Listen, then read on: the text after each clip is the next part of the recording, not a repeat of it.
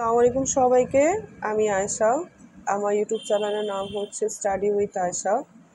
তো আজকে আমি অনার্স ফোর্থ ইয়ারের একটি সাবজেক্ট, সেটা হলো আমেরিকান পোয়েট্রি। খুবই গুরুত্বপূর্ণ একটি সাবজেক্ট। এই পোয়েট্রির একটি পোয়েম ডিসক্রাইব করব সামারি আকারে। তো আপনারা দেখছেন যে আমরা যে প্রথমে যে পোয়েট্রিটা, যে পোয়েটের পোয়েমটা আমরা ডিসক্রাইব করব, সেটা হলো ল্যাংস্টন হিউয়ের। তো ল্যাংস্টন হিউয়ের পোয়েমটি লেখা হয়েছিল 1920 সালে। তো আমরা যখন পোয়েমগুলো পড়ি, তখন পোয়েম লাইন বা লাইন বুঝলেও আমাদের শর্ট এবং বর্ড লেখার জন্য বিশেষ করে সামারি আকারে প্রয়োজন হয়। যদি আমরা পোয়েমগুলো সামারি আকারে বুঝতে পারি, তাহলে আমাদের সহজেই শর্ট এবং বর্ডের অ্যান্সারগুলো লিখতে পারি। আর আমরা যদি অর্থগুলো বুঝি যে আসলে লেখক পোয়েমের মধ্যে কি বোঝাতে চেয়েছেন, কি জানাতে চেয়েছেন রিডাররা, তারপরে কি বুঝলো, আর এটার মধ্যে যে বেসিক যে কথাগুলো আছে সেগুলো যদি আমরা বুঝতে পারি, তাহলে দেখা যায় আমাদের জন্য পোয়েমের মেন থিমটা মনে রাখা খুবই সহজ। তো পোয়েমের থিমটা মনে রাখতে হলে আমাদের অবশ্যই পোয়েমটা ভালো মতো অ্যানালাইজ করতে হবে যে কি ব্যাপারে বলা হয়েছে এবং কীভাবে বলা হয়েছে। আমি একটি হ্যান্ড নোট তৈরি করেছি। এই হ্যান্ড নোটটা যদি আপনারা দেখা যায় ভালো মতো পড়তে পারেন, তাহলে আপনাদের জন্য অনেক সুবিধা হবে।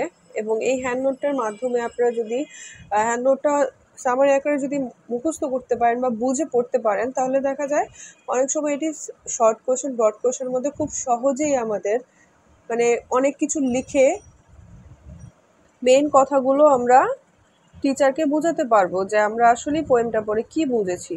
তো চলেন আমরা আসলে সামারিতে চলে যাই। সেটা হলো যেদিকে লেখা আছে, আমরা যে পোয়েমটার কথা বলছি সেই পোয়েমটা হলো দ্য নিগ্রো স্পিক্স অফ রিভার।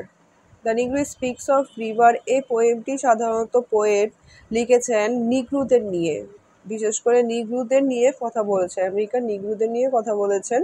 তো আমরা যখন পোয়েমটা পড়বো তখনই বুঝতে পারবো আসলে পোয়েট কেন নিগ্রোদের নিয়ে কথা বলেছেন, নিগ্রো জাতি কি কারণে নিগ্রো জাতিদের নিয়ে পোয়েট এই পোয়েমটা লিখেছেন, তা আমরা আজকে পড়লেই বুঝবো।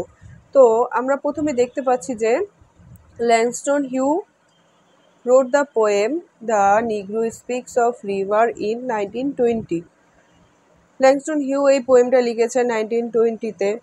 The poet speaks of the ancient names of the Negroes, মানে পোয়েট এদিকে নিগ্রোদের প্রাচীনতা সম্পর্কে বলেছেন। In the poem Negro speaks of river. The speaker mentioned the 4 biggest river of the world. মানে এই পোয়েমের মধ্যে যে বড় 4টি রিভারের কথা বলা হয়েছে, সেই রিভারের নাম হলো Euphrates, the Congo, the Nile and Mississippi. এই 4টা রিভারের কথাই পোয়েট বেশিরভাগ উল্লেখ করেছেন। All of them are very old and big. এই সবগুলো রিভারই খুব প্রাচীন, মানে ওল্ড ছিল, অনেক আগের ছিল এবং অনেক বড় ছিল। দে আর অ্যাসোসিয়েটেড, তারা কি ছিল, যুক্ত ছিল। The speaker of the poem is not the poet himself. এদিকে বলেছে যে স্পিকারের কথা বলা হয়েছে সেটা পোয়েট নিজে নন। Nor is he anybody else as a single man, সে কোনো সিঙ্গল ম্যানও না। He representative of all the Negro, সে একজন প্রতিনিধি হিসেবে ছিল অল দ্য নিগ্রো জাতির হিসেবে।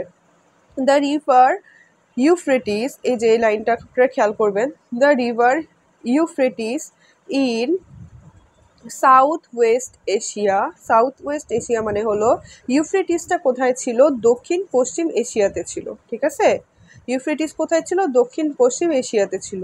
The Congo in west central Africa, Congo রিভারটা কোথায় ছিল, কনগো রিভারটা ছিল হলো আফ্রিকাতে।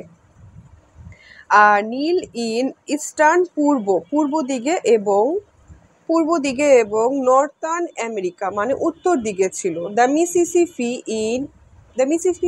In America. When he visited this place, he learned that the Negro race is as old as the human history. মানে সে যখন এই জায়গাগুলো সফর করে, তখন সে বুঝতে পারে যে নিগ্রো জাতিটি খুবই পুরনো জাতি, যেমন হিস্টোরি অনেক পুরনো হয়ে থাকে, ইতিহাস অনেক পুরনো হয়ে থাকে, তেমনই ঠিক নিগ্রো জাতিও অনেক পুরনো জাতি।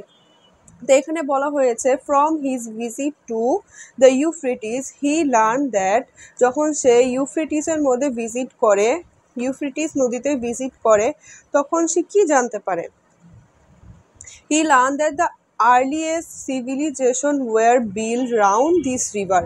সে জানতে পারে যে, তার সফর থেকে তিনি জানতে পেরেছেন যে প্রথম দিকের সভ্যতা এই নদীর চারপাশে নির্মিত হয়েছিল। মানে নিগ্রো জাতিতে যেমন প্রাচীন এবং আগের সভ্যতা, ঠিক তিনি যখন ইউফ্রেটিস নদীতে সফর করেন তখন সে জানতে পারেন যে সর্বপ্রথম যে সভ্যতাগুলো ছিল সেটা এই নদীকে ঘিরেই গড়ে উঠেছিল। তারপর এদিকে খেয়াল করবেন কি লেখা, from his visit to the Congo river, সে যখন কনগো রিভারে ভিজিট করে, he learn about it close relationship with the black race in America. সে জানতে পারে যখন সে সফর করেছিল কোন নদীতে, যখন সে সফর করেছিল কনগো রিভারে, তখন সে জানতে পারে যে ক্লোজ রিলেশনশিপ, কাদের সাথে ক্লোজ রিলেশনশিপ ছিল? ব্ল্যাক রেস মানে জাতিদের সাথে ক্লোজ রিলেশনশিপ ছিল। কোন দেশের? আমেরিকা দেশের। When he visits to the Nile, he learned that he has supported human settlement for at least 5,000 years of the history of mankind. মানে সে যখন তিনি যখন সফর করেছেন কোন রিভারে, তিনি যখন সফর করেছেন নীল রিভারে, যখন তিনি সফর করেছেন তিনি জানতে পেরেছেন এই নদীতে গিয়ে তিনি এই ইনফরমেশনটা পেয়েছেন যে মানব জাতির বন্দোবস্ত সমর্থন করেছেন। কারা সমর্থন করেছেন? 5,000 বছর ধরে মানব জাতির বন্দরকে সমর্থন করেছেন। যখন তিনি এই নীল রিভারে ভ্রমণ করেন তখন তিনি এটি সম্পর্কে, হিউম্যান সেটেলমেন্ট সম্পর্কে জানতে পারেন।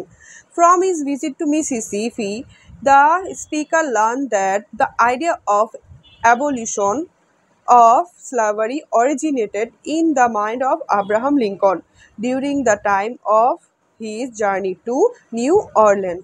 মানে তিনি বলেছেন যে এখানে তিনি যখন মিসিসিপি রিভারে যান তখন তিনি কি জানতে পারেন?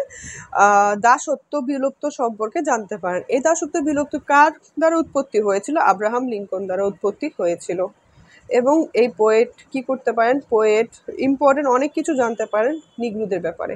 তো সাধারণত এই পোয়েট্রিটা লেখা হয়েছে প্রাচীন জাতি, নিগ্রো একটি প্রাচীন জাতি। আর নিগ্রোদের আগে তুচ্ছ তাচ্ছিল্য করা হতো, নিগ্রোদের স্লাভ হিসেবে ট্রিট করা হতো, নিগ্রোদের তেমন মূল্য দেওয়া হতো না, তাদের স্লাভ হিসেবে কেনা বেচা হতো।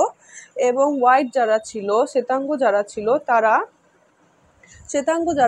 তারা কি করতো? তারা এই নিগ্রো জাতিদের ওপরে অত্যাচার করতো, তাদের মানুষ হিসেবে গণ্যই করতো না। এমন অনেক কিছু আছে যা পোয়েটের কাছে খারাপ লাগে। ইভেন পোয়েট এই 4টা নদী ভ্রমণ করে অনেক কিছু জাতি সম্পর্কে জানতে পারে, আমেরিকান জাতি সম্পর্কে জানতে পারে, যেটা পোয়েট এই পোয়েমের মধ্যে তুলে ধরেছেন। তো আশা করি তোমরা বুঝতে পেরেছো। আর তোমরা চাইলে আমার এই হ্যান্ড নোটটি তোমরা খাতায় তুলে ফেলতে পারো, তাহলে তোমাদের জন্য খুবই সুবিধা হবে। আর অনেক লেখাই আছে, তোমরা আমার এই হ্যান্ড নোটের থেকে তোমরা বইয়ের শর্ট কোয়েশ্চেন বর্ড কোয়েশ্চেন থেকে অনেকটাই কমন পাবে, কারণ আমি শর্ট কোয়েশ্চেন বর্ড কোয়েশ্চেন থেকেই আমি মূলত এই হ্যান্ড নোটটা করে থাকি। তো আশা করি যদি ভালো লেগে থাকে তাহলে আমার চ্যানেলটি সাবস্ক্রাইব করে দিবে, লাইক করে দিবে, আর ভালো লাগলে অবশ্যই কমেন্টে জানাবে। আল্লাহ হাফেজ।